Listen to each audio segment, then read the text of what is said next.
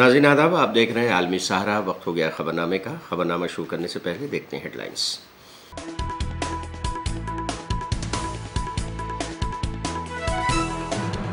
जम्मू कश्मीर और Haryana assembly election की तारीख का ऐलान। Chief election commissioner Rajiv Kumar ने बताया 4 अक्टूबर को आएंगे नतीजे। वज़ीर-ए-आज़म मोदी ने पेरिस ओलंपिक 2024 के खिलाड़ियों से की बातचीत। कहा, पेरिस ओलंपिक भारत के लिए रहा तारीखी। यौम आज़ादी की तकरीबात के दौरान राहुल गांधी को 5वीं कतार में बिठाने पर कांग्रेस बरहम। कहा, तौहीन के इरादे से जानबूझकर बिठाया पीछे। इसरो का तारीखी कदम, SSLV D3 किया गया लॉन्च। SSLV का मुकम्मल आर्किटेक्चर और डिज़ाइन है अलग। और अमेरिका के साबिक सदर डोनाल्ड ट्रंप का अफगान खवातीन के पर्दे को लेकर सामने आया चौंकाने वाला बयान। पर्दा करना मेकअप करने से बेहतर, अगर मैं औरत होता तो मैं भी पर्दा करता।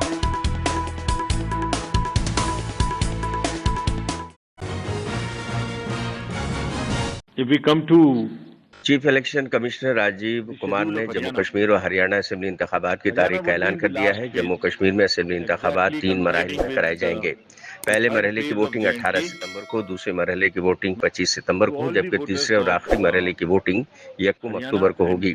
जबकि हरियाणा में 1 अक्टूबर को वोटिंग होगी और दोनों रियासतों में वोटों की गिनती 4 अक्टूबर को होगी और इसी दिन नताइज का ऐलान किया जाएगा। elections in J&K will be held in 3 phases. So this is a shorter period.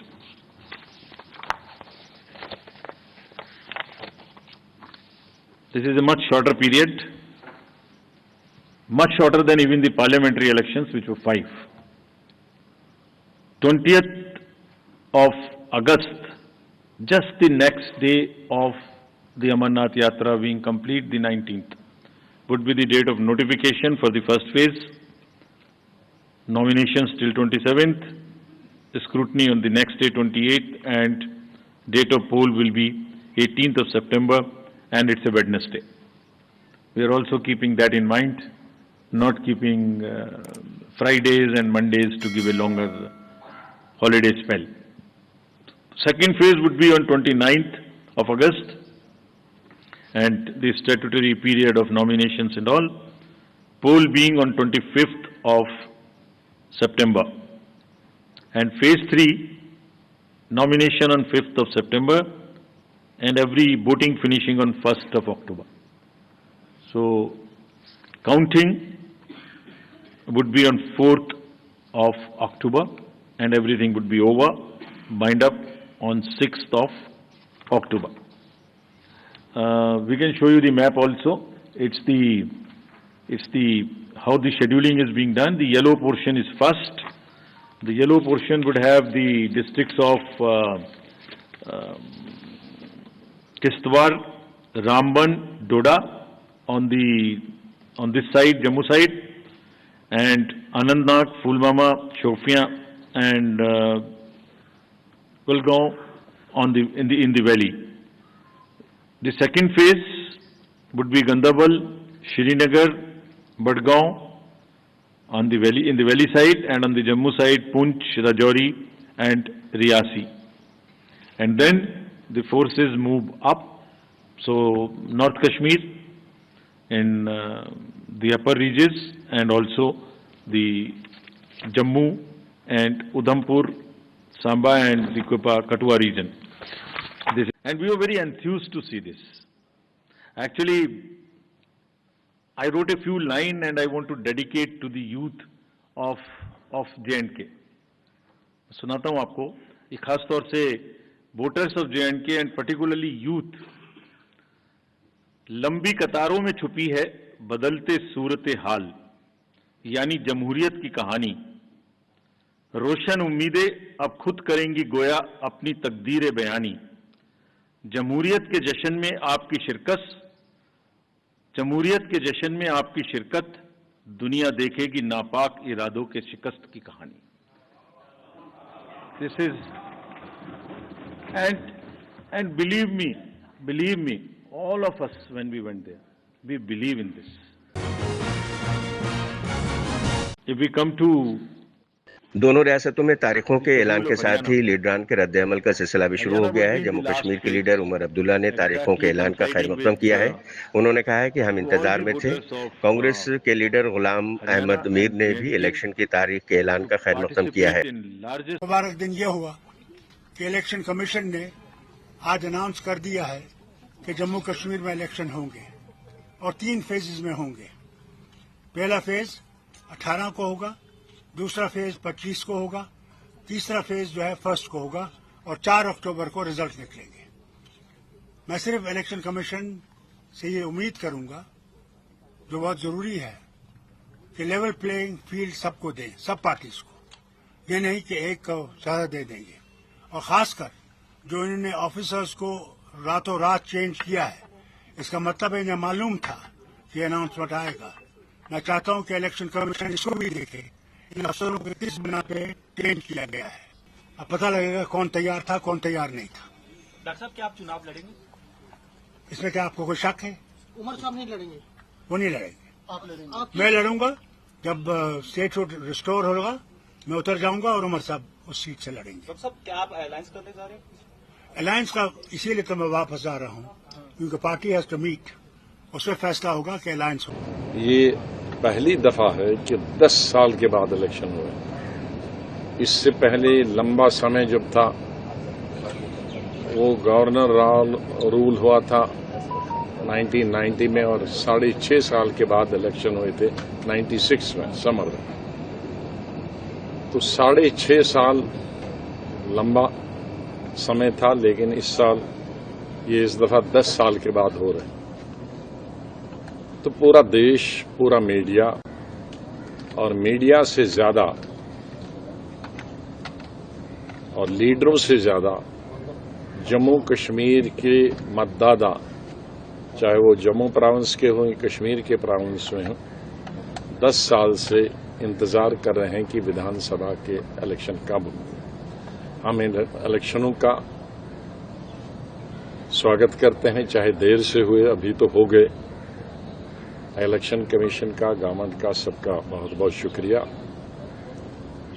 और हमें पूरी आशा है कि इलेक्शन फ्री और फेयर होंगे। और फ्री और फेयर से ज्यादा आजकल जो पिछले कुछ महीनों से फेयर है, आतंकवाद मुड़ के आया है और जम्मू सूबा में ज्यादा उसका असर है। तो फ्री और फेयर इलेक्शन के साथ साथ हमें पूरी आशा है कि सिक्योरिटी का बंदोबस्त, वोटर्स का, लीडर्स का, इलेक्शन लड़ने वाले लोगों का, कैंपेन करने वाले लोगों के पूरी सुरक्षा का ध्यान रखा जाए। जिस तरह के पार्लियामेंट में इलेक्शन बहुत अच्छे हुए पूरे देश में और जम्मू कश्मीर में भी। यहाँ लोगों की अपनी हुकूमत थी नहीं, और उसका खमियाजा भी हमने भुगता है। आज चलिए देर आए दुरुस्त आए, इलेक्शन कमीशन के तरफ से 3 फेजेस में इंतखाबात के तारीख का ऐलान हो चुका है और बड़ी जल्दी से जो है ये शेड्यूल जो है समाप्त होगा। शायद 87-88 के बाद ये पहली मर्तबा है कि इतने कम अरसे के अंदर और इतने कम फेजेस में इलेक्शन जो हैं जम्मू कश्मीर में कराए जा रहे हैं। जाहिर सी बात है कि पॉलिटिकल पार्टीज़ के लिए ये एक नया तजुर्बा होगा, लेकिन मैं नेशनल कॉन्फ्रेंस के तरफ से इतना ही कह सकता हूं कि हम पहले से ही इस दिन की तैयारी में लगे हुए थे और बिल्कुल फौरी तौर हम अपना इलेक्शन का सिलसिला जो है वो शुरू कर लेंगे। इसके साथ साथ इलेक्शन कमीशन ऑफ इंडिया की तरफ से अभी जो मैं उनका प्रेस कॉन्फ्रेंस सुन रहा था, उन्होंने फ्री और फेयर पोल्स पे बहुत जोर दिया। उन्होंने सिक्योरिटी को लेके किसी तरह की पॉलिटिक्स नहीं होनी चाहिए उसका जिक्र किया। तो मैं फौरी तौर इलेक्शन कमीशन से गुजारिश करना चाहता हूं, हम उन्हें एक चिट्ठी भी भेज रहे हैं आज, कि लगातार पिछले 24 घंटे में जो बेशुमार यहाँ ट्रांसफरें हुई, इलेक्शन कमीशन को उनका फौरी तौर जायजा लेना चाहिए। इतने सारे अफसर अचानक ट्रांसफर किए जाना, हमें तो शक है कि ये हुकूमत, दिल्ली की जो हुकूमत की पार्टी है बीजेपी, उन्हीं का लगाया हुआ लेफ्टिनेंट गवर्नर। मैं तो इसका स्वागत करता हूं। देर आयत दुरुस्त आयत हमारे यहाँ कहते हैं कि देर से आया, बट चलो फिर भी एक कदम तो लिया, वरना एप्रीहेंशंस बहुत थी। जिस तरह से government of India, home ministry, parliament के अंदर एक वादा, पार्लियामेंट के बाहर दूसरा चीज होता था। चूंकि जम्मू कश्मीर के लोग कहाँ हैं और बहुत ही मतलब इच्छुक है कि किसी न किसी तरीके से यहाँ असेंबली बननी चाहिए और वो अपने लोगों को चुन सके, अच्छे नुमाइंदों को चुन सके जो उनको डे एंड नाइट अपने तकलीफात को सुने। ये मच अवेटेड था। तो आज अनाउंसमेंट आई और 3 फेजेस में जो उन्होंने कहा 18, 25 और 1 तारीख को यहाँ अंजाम दिया जाएगा, 4 तारीख को काउंटिंग होगी। मेरे ख्याल से इसमें सुप्रीम कोर्ट की भी एक डायरेक्शन थी, जो पहले से ही कमिटमेंट थी कि सितंबर के आखिर तक जम्मू कश्मीर में हाउस बनाया जाएगा। आज इलेक्शन कमीशन ने अनाउंस किया। मुझे लगता है जम्मू कश्मीर के लोगों के लिए जमहूरी तरीके से सबसे बड़ा खुशी का दिन ये है, जो शायद लोगों को लगता था कि अब जम्मू कश्मीर में चुनाव कभी होगा नहीं, मगर वो मौका अब उनको मिलेगा। अच्छी पार्टी, अच्छे मैनिफेस्टो को और अच्छे नुमाइंदों को चुन के भेजें, ताकि हाउस बनने के बाद में हम स्टेट रेस्टोर करने की अपनी लड़ाई जारी रखें। अब कल ही तो प्रधानमंत्री बोले थे कि 1 नेशन 1 इलेक्शन, अभी क्या हुआ? ये तो अभी 2 ही राज्यों में करा पा रहे हैं, 4 में ही नहीं करा पा रहे इकट्ठा। तो ये कारण हमें नहीं समझ में आया। अब आज हारें या कल हारें, हार तो इनको निश्चित है। इनके लिए हो सकता है अपने सदमे को वो पहले अक्टूबर में छोटा सदमा लेंगे, फिर दिसंबर जनवरी में बड़ा सदमा लेंगे। होता है, एक उम्र के बाद लोग सदमा लेने की जो क्षमता है वो घट जाती है। हम तैयार हैं, हम पूरी तरह से जीत के प्रति आश्वस्त हैं, क्योंकि हमने लोगों के मुद्दे उठाए हैं और लोग हमारे इसलिए साथ खड़े हैं। जम्मू कश्मीर को ले लीजिए, पूर्ण राज्य का एक दर्जा उनसे छीन लिया गया और उनको यूनियन टेरिटरी बना दिया गया। इस मांग को लेकर वो व्यथित हैं। हमने उनकी इस मांग को बार बार दोहराया है, हमारे नेता राहुल गांधी ने दोहराया, खड़गे साहब ने दोहराया, पूरा इंडिया गठबंधन इस मांग में उनके साथ खड़ा है। हरियाणा के साबिक वजीर आला भूपेंद्र सिंह हुड्डा ने कहा है कि हरियाणा में कांग्रेस पूरी तरह तैयार है। जम्मू कश्मीर में बीजेपी के इंचार्ज तरुण चुग ने कहा है कि जम्मू कश्मीर तरक्की की राह पर गामजन है और मजीद तरक्की करेगा। If we come to the schedule of Haryana, Haryana would be in the last phase, exactly coinciding with the 3rd phase of J&K, nomination being on 5th of September, last date of making nomination on 12th of September, date of poll 1st October, and date of counting coinciding with J&K on 4th of October, everything to be over on 6th of October. So friends, and through you, we appeal to all the voters of Haryana and J&K to participate in largest possible number in the festival of democracy. 1 तारीख को election और 4 को counting होगी sir. हाँ। हरियाणा की तो क्या कहेंगे सर, तैयारी? 1 मिनट सर। हरियाणा में कांग्रेस पूरी तरह से तैयार है, लोग भी तैयार हैं। लोग छत्तीसगढ़ ने फैसला कर रखा है, ये अगली सरकार कांग्रेस पार्टी की सरकार होगी। आम आदमी पार्टी हरियाणा में चुनाव लड़ रही है, पूरे दमखम के साथ चुनाव लड़ रही है। अभी भी हरियाणा में लगातार आम आदमी पार्टी के नेताओं की, पंजाब के मुख्यमंत्री भगवंत मान जी की, हमारे से दिल्ली से राज्यसभा सांसद संजय सिंह जी की, सुनीता केजरीवाल जी की लगातार सभाएं चल रही हैं, जहां पे भारी संख्या में जन सैलाब है और लोग आ रहे हैं। अरविंद केजरीवाल जी खुद हरियाणा के बेटे हैं, इसलिए हरियाणा के लोगों का उनसे एक इमोशनल जुड़ाव भी है। आम आदमी पार्टी पूरी ताकत के साथ हरियाणा का चुनाव लड़ेगी और हरियाणा का चुनाव जीतेगी। मैम, क्या अलायंस होगा या अपने दमखम पे लड़ेगी आम आदमी पार्टी? देखिए, जो अलायंस होगा कि नहीं होगा, इसका डिसीजन तो अरविंद केजरीवाल जी के बाहर आने के बाद ही होगा। तैयारी में पूरी सीटों पर आप लोगों की है? बिल्कुल, हम सारी सीटों पे तैयारी कर रहे हैं और लगातार सब सीटों पे डोर टू डोर कैंपेन चल रहा है। बूथ कमेटीज बनाने का काम चल रहा है।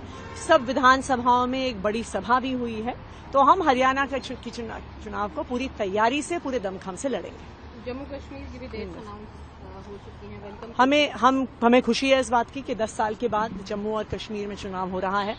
हमारे संविधान ने पूरे देश को एक लोकतंत्र बनाया था और कहीं पर भी लोकतांत्रिक प्रक्रिया को रोका जाए, मैं ये मानती हूं कि ये हमारे संविधान के स्पिरिट के अनुसार नहीं है। तो हम जम्मू कश्मीर के चुनाव का स्वागत करते हैं।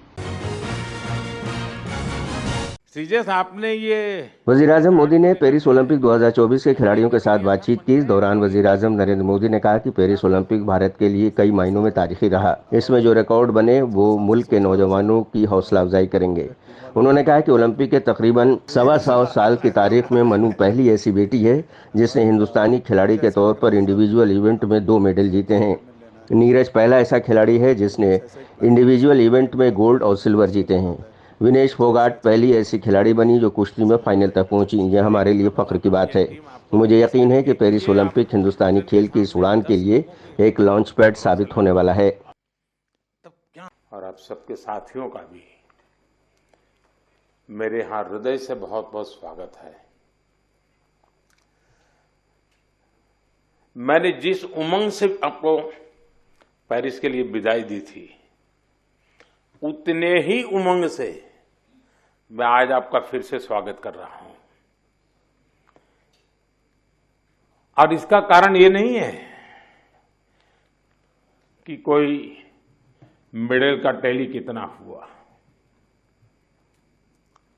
उसका कारण ये होता है कि विश्व भारत के खिलाड़ियों की तारीफ कर रहा है।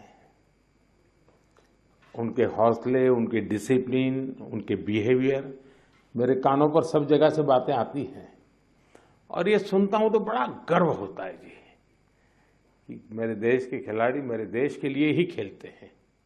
मेरे देश के नाम को रत्ती भर भी खरोच आ जाए, ये मेरा देश का एक भी खिलाड़ी नहीं चाहता है और यही हमारी सबसे बड़ी पूंजी है।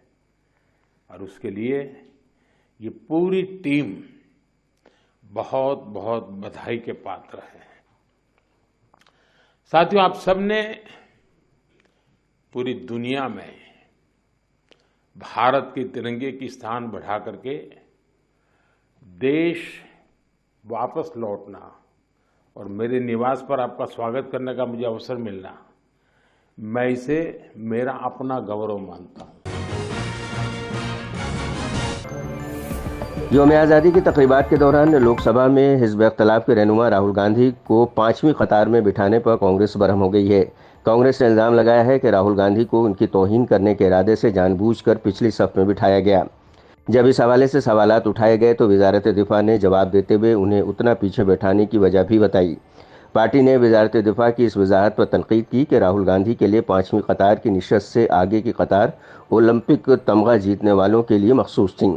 पार्टी ने कहा कि ये प्रोटोकॉल की खिलाफवर्जी है। कांग्रेस की सोशल मीडिया सरबराह सुप्रिया श्रीनेत ने मरकज़ पर तनकीद करते हुए कहा कि छोटे जहन के लोगों से बड़ी चीज़ों की तवक्को रखना वक्त को ज़ाया करना है। उन्होंने कहा कि वज़ीर-ए-आज़म ने सिर्फ इस वक्त अपनी मायूसी का इजहार किया जब काबीना रैंक के रहनुमा राहुल गांधी को 5वीं कतार में बिठाया गया, जबकि वज़रा पहली कतार में बैठे थे। लेकिन हमारे लीडर इस तरह की छोटी मोटी हरकतों से मुतासिर नहीं होते। वजारत दफा की वजाहत सिर्फ उनको बेनकाब कर रही है। हमारे लीडर अब भी आवाम के लीडर रहेंगे, चाहे उन्हें 50वीं सफ में ही क्यों ना बिठा दिया जाए।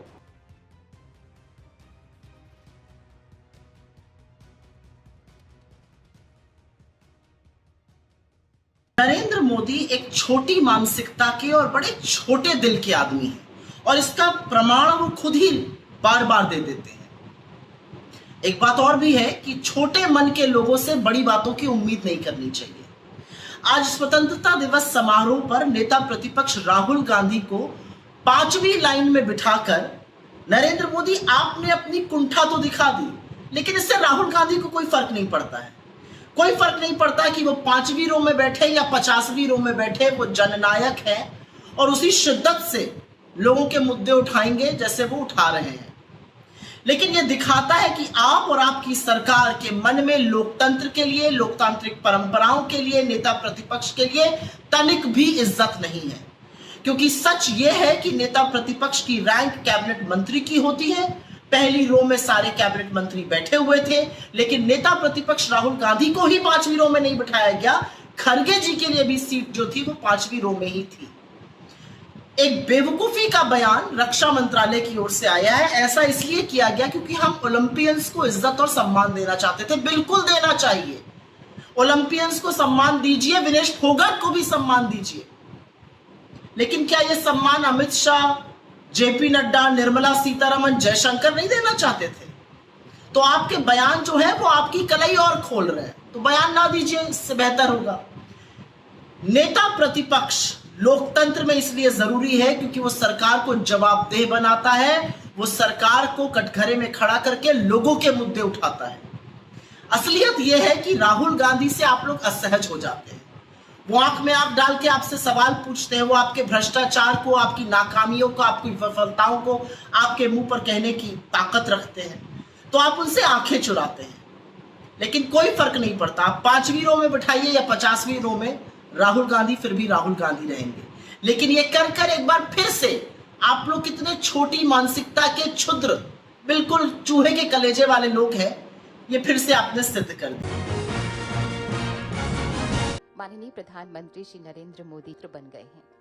सदर जमहूरियत द्रौपदी मुर्मू और वजीर आजम नरेंद्र मोदी ने जुमा को साबिक वजीर आजम और बीजेपी के रहनुमा अटल बिहारी वाजपेयी को उनकी बरसी पर खराज अकीदत पेश किया। वाजपेयी को उनकी यादगार सदैव अटल पर खराज अकीदत पेश करने में उनके साथ मरकजी वज़रा समेत दीगर मोअज़्ज़िज़ीन और मुख्तलिफ पार्टियों के रहनुमा शामिल थे। एक्स पोस्ट पर वजीर आजम मोदी ने लिखा कि अटल जी को उनकी पुण्यतिथि पर खराज अकीदत, उन्हें कौम की तामीर में उनकी बेमिसाल शराकत के लिए लातादाद लोग याद करते हैं। उन्होंने अपनी पूरी ज़िंदगी इस बात को यकीनी बनाने के लिए वक्फ कर दी कि हमारे शहरी बेहतर मेयार की ज़िंदगी गुजारें। हम हिंदुस्तान के लिए उनके विज़न को पूरा करने के लिए काम करते रहेंगे। आज सुबह सदैव अटल में दीगर मोअज़्ज़िज़ीन के साथ उन्हें खराज अकीदत पेश किया गया। वज़ीर दिफ़ा राजनाथ सिंह और लोकसभा के स्पीकर ओम बिरला ने भी वाजपेयी को खराज अकीदत पेश किया। एक वसी पैमाने पर मौजूद सियासतदानों को बेहतरीन खतीबों में तस्लीम किया जाता है। वाजपेयी ने 90 की दहाई के इत्तेहादी दौर में अपनी पार्टी के लिए इत्तेहादी हुकूमत बनाने में अहम किरदार अदा किया और वो बीजेपी से पहले वज़ीर आज़म बने। माननीय रक्षा मंत्री जी श्री राजनाथ सिंह जी, लोकसभा अध्यक्ष। इसरो ने आंध्र प्रदेश में श्रीहरिकोटा में वाक़ सतीश धवन खलाई मरकज से SSLV D3 EOS-08 मिशन की तीसरी उड़ान लॉन्च की है। Superb liftoff of SSLV D3 EOS-08 mission. Sleek rocket soaring to the skies. No, if I have not talked much about the design features of SSLV. It is a much more simpler design compared to a regular rocket. It uses more cost-effective inertial systems. The entire navigation process is different. Its ability to place small satellites is very crucial. It's all based on solid stages with a small liquid trimming upper stage. So the entire architecture and design of SSLV is entirely different than the regular liquid based rockets. And in such rockets, to get a precise injection is always tricky. That is the issue that we faced in the first mission. Though he placed the satellite, the precision was slightly an issue. So we solved all the problem, made 2 successful missions, and completed the development program. About the commercial thing in terms of commercial is basically this has to be transferred to industry, not as a production support. Production support industry is already giving. But ISRO want to make them learn the trick of how to build a reliable rocket and launch. That requires knowledge of how things are done. And that can be learned only by working with us. So this technology transfer is different from a transfer of a knowledge in the form of a documentation, but also working with us.